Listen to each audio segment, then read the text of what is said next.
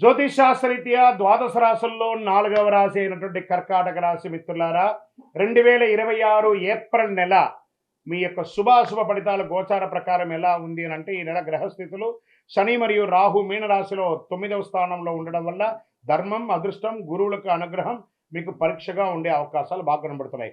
కేతు కన్యా రాశిలో 3వ స్థానంలో ఉండడం వల్ల సాహసం, కమ్యూనికేషన్ పెరుగుతుంది.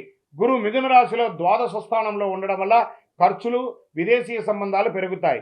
ఈ నెల అదృష్టం పరీక్ష కలిసిన సమయంగా కూడా చెప్పచ్చు. ఉద్యోగస్తులకి కొత్త అవకాశాలు వస్తాయి, కానీ ఒత్తిడి ఉంటుంది. మాకు ఉద్యోగమే లేదండి, గెట్ రెడీ, ఆఫర్ లెటర్స్ వస్తాయి, ప్రెషర్ కూడా ఉంటుంది.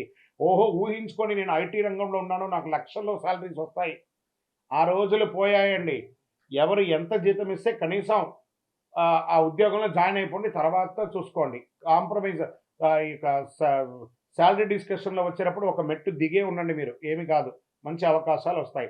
ఐటీ, సాఫ్ట్వేర్ సర్వీస్ రంగాల్లో మిశ్రమ ఫలితాలు ఉంటాయి. కొంతమందికి ఉద్యోగాలు వస్తాయి, కొంతమందికి ఉద్యోగం పోతుంది.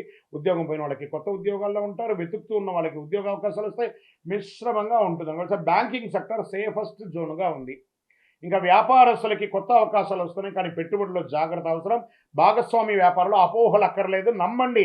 మీ యొక్క పార్ట్నర్ని నమ్మండి, ఖచ్చితంగా మేలు జరుగుతుంది. ఆర్థికంగా చూసుకుంటే ఆదాయం ఉన్న ఖర్చులు కూడా ఎక్కువ ఉన్నాయి. శుభ కార్యక్రమాలైనటువంటి ఖర్చులు అంటే వివాహం, గృహప్రవేశం, ఇల్లు కొనడం, ఆస్తులు కొనడం లాంటి అవకాశాలు చాలా కనబడుతున్నాయి. ఇంకా షేర్ మార్కెట్ విషయానికి వస్తే ఈ నెల అనిశ్చితి ఉంటుంది. లాభాలు వచ్చినా నిలవకపోవచ్చు. షార్ట్ టర్మ్ ట్రేడింగ్లో చాలా జాగ్రత్తగా ఉండాలి. లాంగ్ టర్మ్ వెరీ బెస్ట్ అని కూడా చెప్తుంది. రియల్ ఎస్టేట్ విషయానికి వస్తే విదేశాలు లేదా దూర ప్రాంతాల్లో ప్రాపర్టీస్ అవకాశాలు ఉన్నాయి, ఇన్వెస్ట్ చేయండి. కొత్త పెట్టుబడులకి ఆలోచించి చేయండి. మళ్ళీ మీరు కొనేటప్పుడు డాక్యుమెంటేషన్ అంతా ఒకసారి లాయర్ దగ్గర, ఆడిటర్ దగ్గర చెక్ చేసుకోండి. ఇంకా కోర్టు విషయాల్లో కొంచెం మిశ్రమంగా ఉంది. నెమ్మదిగా రావచ్చు లేదా పోస్ట్పోన్ అయ్యే అవకాశాలు ఉన్నాయి. కుటుంబంలో ఎమోషనల్ పరిస్థితులు ఉంటాయి.